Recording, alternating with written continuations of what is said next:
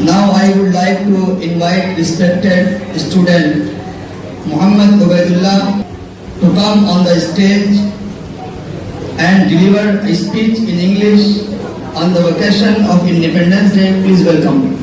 Assalamu alaikum wa rahmatullahi wa barakatuh. Good morning to our respected teachers, honorable guests, dear parents and my dear friends.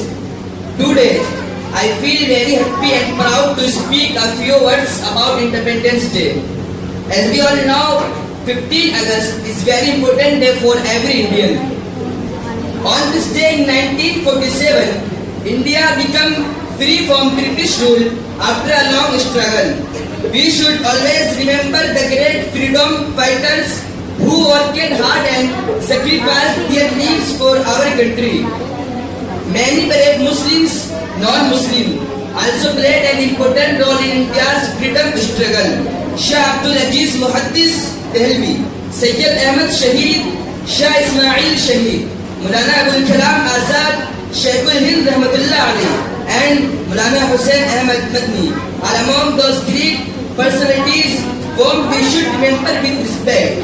We should also remember other great freedom fighters like Mahatma Gandhi, Subhash Chandra Bose, Bhagat Singh, Chandrasekhar Azad, Jawaharlal Nehru, Rani Lakshmibai, Sarojini Naidu, and many others.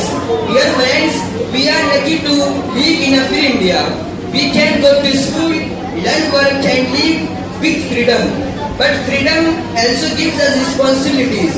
As a student, we should study well, respect our parents and teachers, help others, keep our country clean, and live peacefully with everyone. We should never forget the sacrifices of freedom fighters. Let us promise today that we will become good students, good citizens, and good human beings. We will work hard and make our country proud. May Allah bless our country with peace, progress, and unity. Thank you so much. Great India, great India.